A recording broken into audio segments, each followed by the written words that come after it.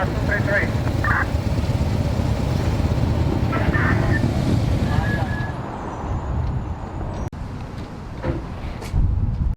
we have Judy here, and Judy is going to tell us a few things about Isaac, things that we didn't know from when he was little until today, until now. My son was a very lovely and very happy child. He smiled at everybody. He went into the arms of everybody. He never was a stranger. No one he was to him a stranger. As a baby, he was always, smiling. They used to call him the ham baby. And I remember him. He was a good son from early childhood all the way till he became an adult. Very obedient. He had a very big heart. Always loved all his friends, his family. And he had a good education from grade school all the way to college. He went to parochial school, was very respectful and honorable, and everyone loved him, all his friends, all his classmates. And then when he graduated from college, he had enlisted to join the police, but they didn't call him until he was working out here without benefits right after college. And he decided then to join the Marines. And right after he joined the Marines during the World Trade bombing, a year later, they sent him a letter that he was accepted in the police here. He did his internship down in Yonkers. He then joined the Marines, and he honored grad in the Marines. He was platoon leader immediately. He scored very well in his test. He was an expert shooter. And then he continued to stay in the Marines. He went out there with his ex-wife. And out there in Yuma, he got stationed in Yuma. And he then had his first child there, Christian. Has always been a loving son and a loving father to his children, very caring. And then he served, he did it in the federal custom enforcement law. He continued, stayed in the Marines, and was a sergeant in the Marines. He had gotten 2 promotions in Japan and in Iraq. He was upgraded twice. Very smart son. And then he stayed in Yuma, the military, until 2 years ago. He moved to Tucson and he became a police officer.